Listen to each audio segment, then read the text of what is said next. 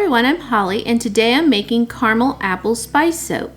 I already have the coconut milk and the titanium dioxide in my oils. Unfortunately, the camera was a little bit blurry there at the beginning, so I cut that out. So I'm just giving that a nice blend.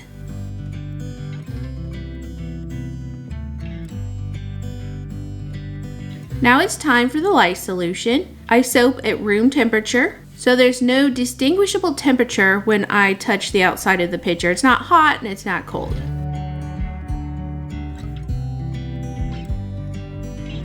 Burping the stick blender and then just giving this a nice blend.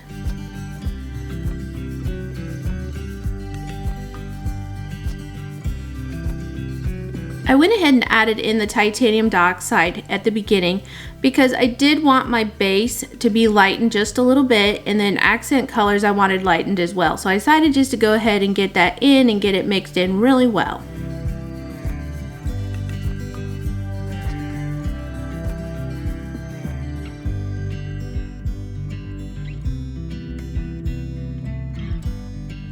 I always like to give it a little extra stir just to make sure that everything is good to go.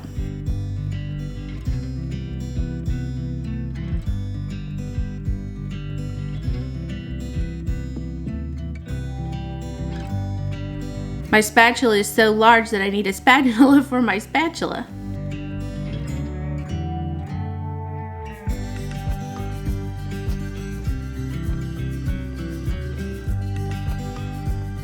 This pot is just a little bit awkward, but don't worry, I have switched pots at this point and it's so much easier to pour, and I'm not having very much trouble at all.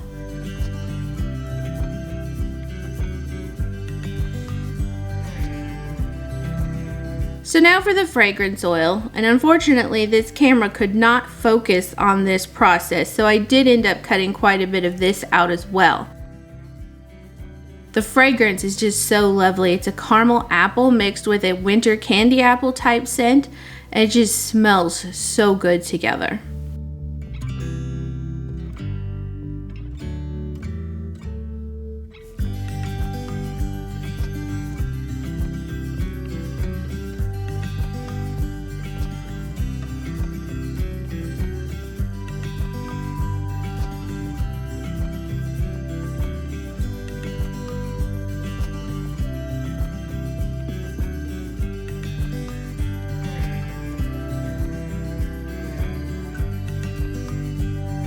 So now I need to scrape out this pot, and it really does take quite a long while to get a pot this big scraped out nicely.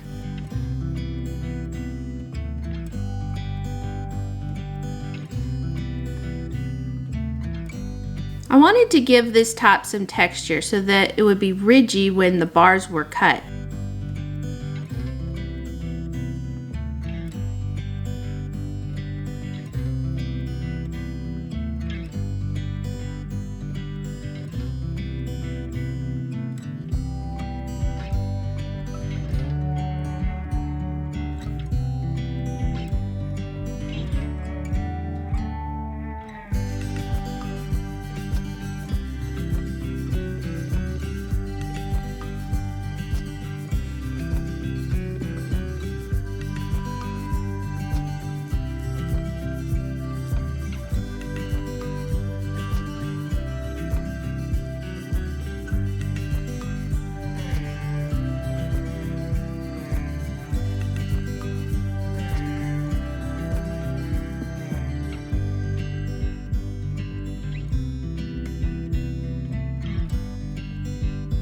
Now it's time to color this set aside portion. I'm using Force of Nature from Nurture Soap Supplies. I just love this green color. The Epic Colors collection from Nurture is a really great set, so if you need some good colors, I definitely recommend those.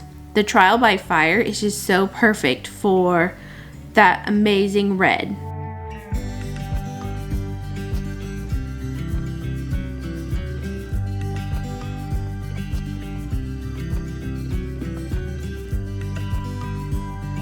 I am just amazed by this pour. I love to see a thin soap poured on top of a ridgy layer.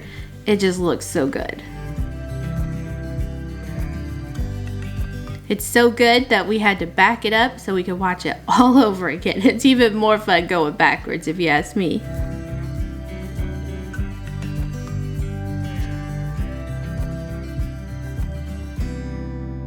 Now for a little slow-mo. I feel like we need some romantic music because it looks so good.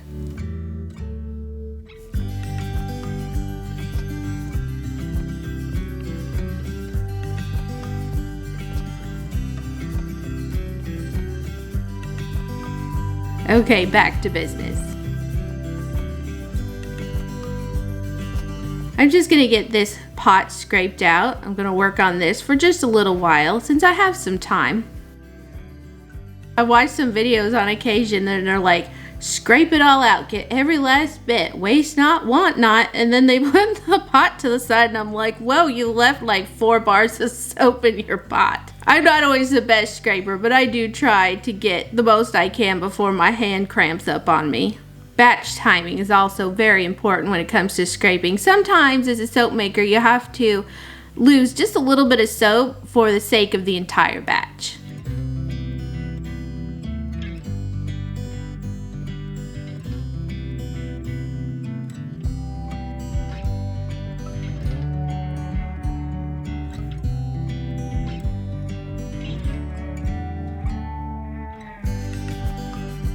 So now I'm texturing this green top to match the layer below it. The cubes are going to press into the top, so it's not really going to be that noticeable, but I think it adds just a little bit of texture to it.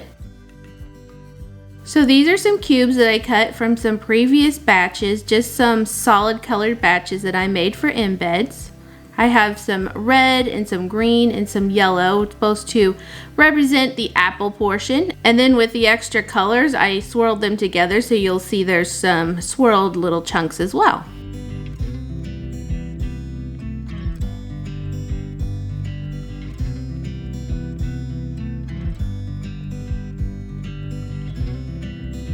So now to speed this up a little bit, so I was like, rawr, really grabbed into that pot of cubes. Oh my goodness. Anyway, ferocious. It does take just a little bit of time to add all these cubes, and I kind of squish them around and press them down and make sure they're the way I want them to be. This is a fairly large batch of soap, so there is a lot of surface area here. I think in real time this took me about 20 minutes.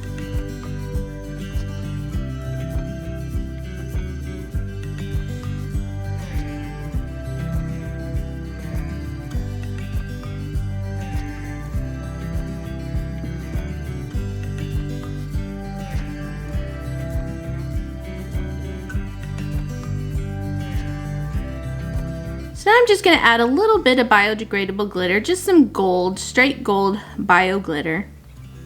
It just adds just a nice little sparkle to the top. My glitter always settles just a little bit, so I do give it a bit of a shake.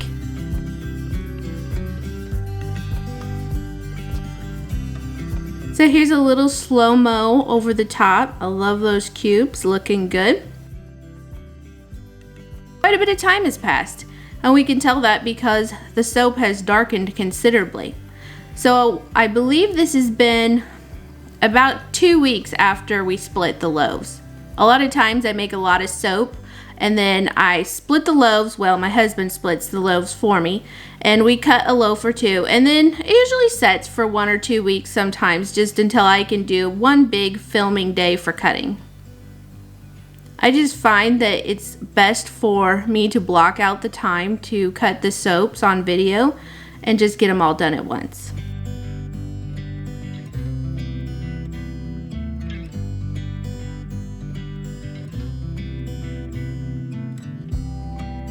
So you can see here that this bar has already discolored. These were cut long before. So the vanillin in the fragrance has discolored this whole bottom portion. The creamy center that you see in the newly cut bars, those haven't been exposed to air, and so the vanillin has not yet discolored that portion. You can see that it has seeped in, and that is such a great look. I love it, but it just doesn't stay. But visually, it's just very pleasing at this stage.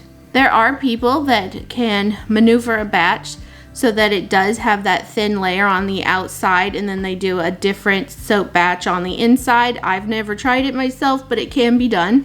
I do get a lot of questions though about why my soap was so creamy inside, and that's the reason. It just needs to discolor. This was definitely one of my favorite batches for the fall release.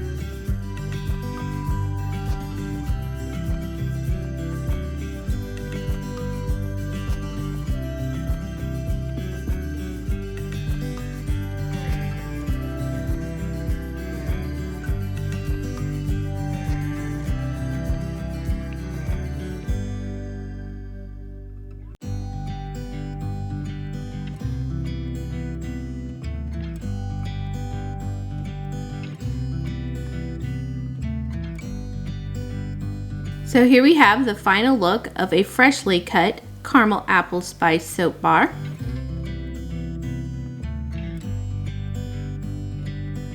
We have the whole tray ready to go back onto the curing rack. Thank you for watching, and I'll talk to you guys later.